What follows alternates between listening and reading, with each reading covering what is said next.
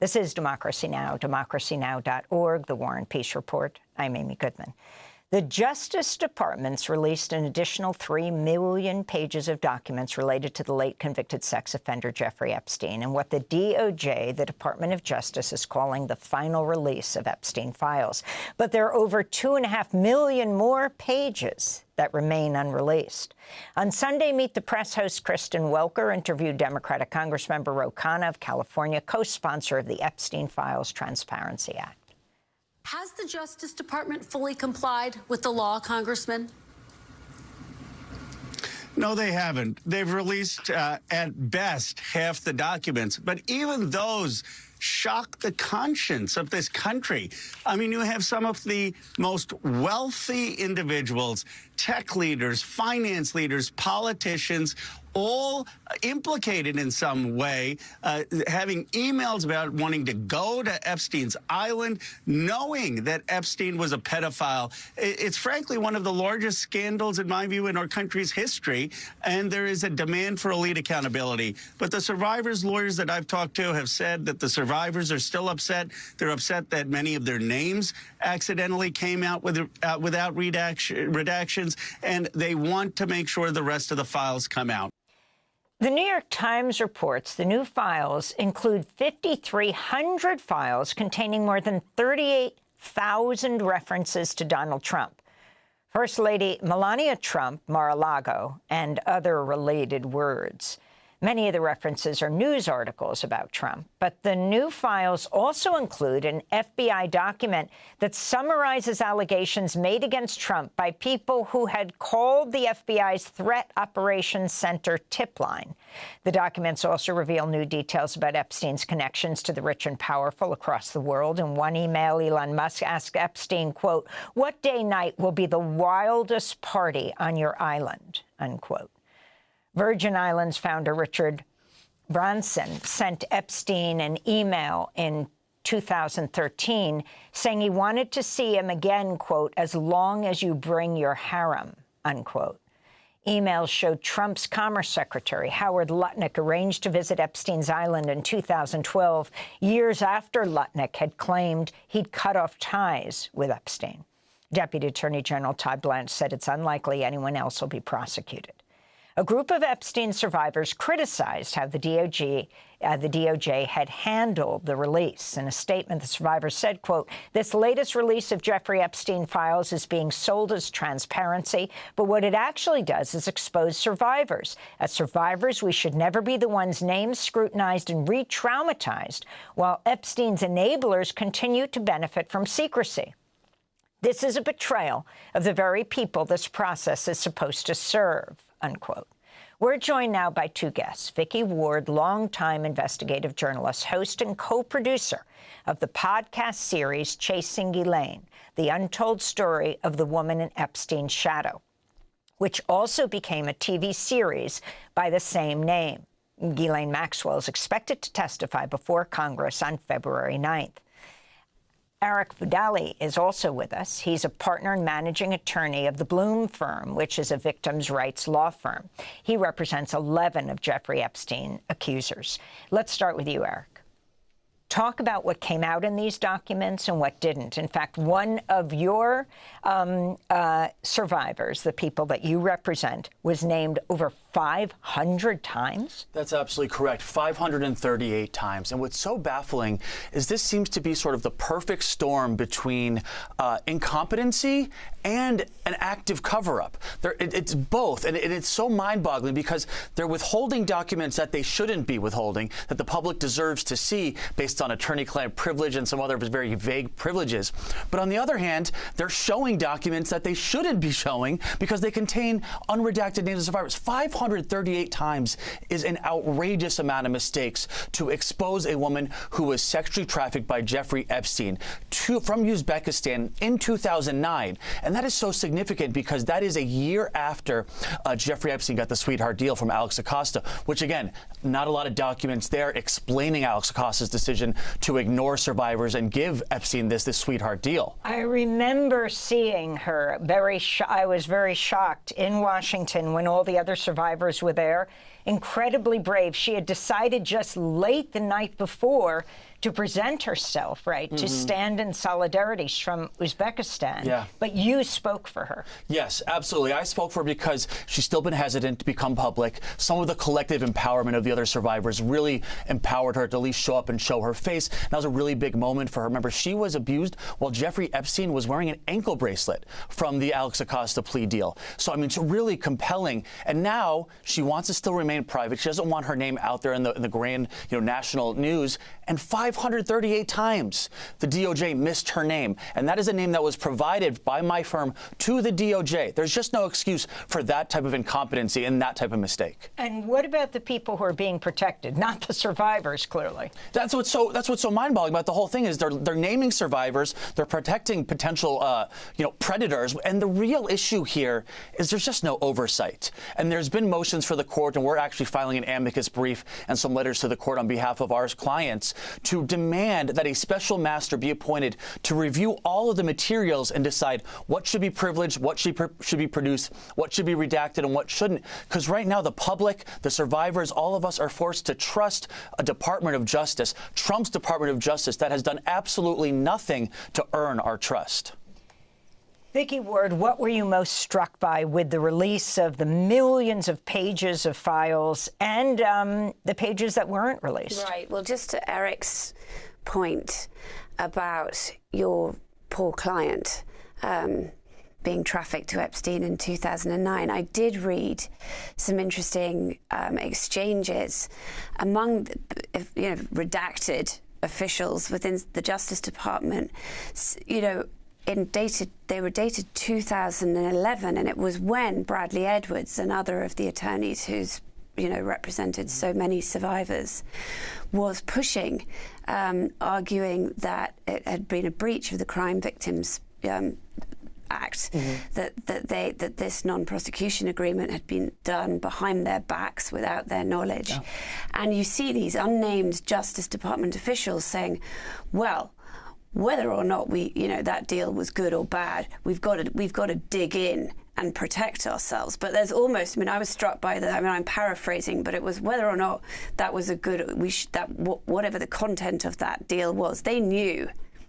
They knew. Absolutely. It was a really bad thing to have done. There's reporting that Alex Acosta instructed his fellow prosecutors not to inform the victims of the special plea deal. That's a big deal. I was a prosecutor for like 6 months. I didn't care for it. But the one thing I learned in that 6 months is that when you do a plea deal, you inform the victim. So the fact that that's reported that he instructed them not to inform the victims, that's pretty suspicious. And just for people's memory, because this is a complicated story, back in 2007, what that plea deal was and the bravery of the Farmer sisters, Maria Farmer coming forward, over a decade before, and the number of young women, girls, children who had been abused, and yet the deal that was reached. It's really, it's re-victimizing. It's beyond a travesty of injustice. The one thing, he was literally, many victims were ignored, and he was literally given like a slap on the wrist.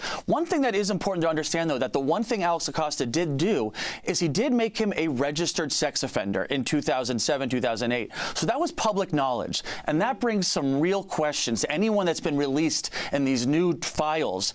Anyone who is continuing to associate closely with Jeffrey Epstein after he became a publicly known registered sex offender, I think has some questions to answer. Well, and to that, Amy, I will say, as you know, I have a personal history on reporting this story, and I went through hell in 2002 with Epstein threatening me because I'd got to the Farmer sisters, and I found it nauseating to suddenly see this fax from Jeffrey Epstein to Graydon Carter bashing me and the questions I'd been asking of him and Ghislaine Maxwell about the pharmacists back in 2002. And let's be clear, because we've talked about this in detail, but back in 2002, you were writing for Vanity Fair. You were asked to do a piece on this up-and-coming billionaire Jeffrey Epstein, and then you found the story of the Farmer sisters. Yes. Epstein actually came into the offices of Vanity Fair. Behind my back. And you were about to have twins. I was about to have twins. I was on bed rest press. We were wrapping up the final sort of stages of fact-checking. The pharmacists were definitely in the piece and their allegations. But what I did not know was that Jeffrey Epstein had sent my boss this fax, casting all these absurd aspersions on me, and that obviously it was after that the pharmacists and their allegations were cut. What I then found interesting, again going back to what Eric was saying, that there were all these emails from all these guys after it was known that Jeffrey Epstein was a convicted sex offender. Even then, I found emails with another Vanity Fair reporter who's sadly dead, John Connolly, but ended up co-authoring a book with James Patterson, now my co-author, Filthy Rich. There are all sorts of correspondence. It was called Filthy Rich. Yes. There were all sorts of correspondence about John Connolly, and at one point, Epstein reaches out to Michael Wolff and says, "Shall we ask Graydon?" In other words, Graydon Carter was part of the boys' club, at least in Epstein's mind. That part of the boys' club, along with Elon Musk and Steve Tisch and Howard Lutnick and Richard Branson and, Richard Branson, who is the founder of Virgin Airways. Yes, and, Andrew Mountbatten. It was, we just see over and over again in these documents, this is just one big billionaires' boys' club that, treated women like objects. I mean, discussion of, I don't want to even talk about it on here, the discussion of their body part. I mean, and you see Epstein writing, let's not put this down on paper too much. I mean, at least he was aware of that. But I do want to mention one thing, which is, as you mentioned, Ghislaine Maxwell is supposed to testify before the House Oversight Committee virtually next Monday. And I think we probably won't learn anything. I think she's going to plead the Fifth. But in her habeas corpus filing that she's filed as part of her appeal, she does talk about 25 men with whom settlements were done. And she claims that they were pressured into doing these settlements because of the criminal proceedings hanging over her. I have always said that my sources have told me this, that there were a lot of civil settlements done behind the scenes with men who, and if those settlements had not been done, maybe they would be being criminally prosecuted. When you now. say private settlements, you mean money settlements? Yes. With survivors? Yes, with non-disclosure agreements. And you have 11, you represent 11 survivors, but the Uzbekistan survivor, the woman who came from Uzbekistan being promised a modeling deal, was 19? Right. It wouldn't have happened to her if Jeffrey Epstein back in 2007. Right. Absolutely, and that's what's so appalling about that deal is it did absolutely nothing to protect women from Jeffrey Epstein. That's the whole point of what a district attorney is supposed to do when they catch criminals. It's to stop them in their tracks and to protect the other potential victims. And that's the exact opposite what Alex Acosta and his team did. That's what's such a travesty, because had he not given him that sweetheart deal, had he not given the slap on the wrist, my client and many, many other women would have never met Jeffrey Epstein, would have never been trafficked, and their lives would be much, much different today. And that's the other such a frustrating thing about the documents releases. I'm not seeing anything. I haven't seen anything really explaining the prosecution agreements, the prosecutor's notes, what really the discussions, the emails, what went in to that deal that is such a suspicious and just really travesty of an injustice type of deal. Well, you do see, what you do see, though, again, is the brotherhood at work. You do see how Alex Acosta was great buddies with Jay Lefkowitz, another of the lawyers on Jeffrey Epstein's team, that Epstein was very clever, bringing in all the lawyers that he thought would be able to work, lawyers in the Justice Department for whatever reason. Alex Acosta, once he left his position in government, went into private practice in the same firm as Jay Lefkowitz. I mean, this is how the world works, really tragically. Finally, there are extreme allegations in these millions of pages of murder, of sexual assault. In one case, President Trump, it's talked about having raped a 13-year-old. But these are allegations, although there was a lawsuit brought by a young woman who that lawsuit was then taken away immediately. Yeah, vanished, right. You're talking about Katie. And these come through a tip line, of course. Yes. These all have to be investigated, but it looks like Blanche says the investigations are done. Yeah. That's what he says, but he's also withholding documents, apparently, due to ongoing investigations or something very vague about that. And again, that's why we need a special master, someone to oversee this other than the Department of Justice policing itself. Because I don't believe the Department of Justice can be trusted to police itself when it comes to Jeffrey Epstein, because Jeffrey Epstein continues to be the only criminal I've ever, looked into who continues to get special treatment beyond the grave. Thanks for watching Democracy Now! On YouTube. Subscribe to the channel and turn on notifications to make sure you never miss a video. And for more of our audience-supported journalism, go to democracynow.org, where you can download our news app, sign up for our newsletter, subscribe to the daily podcast, and so much more.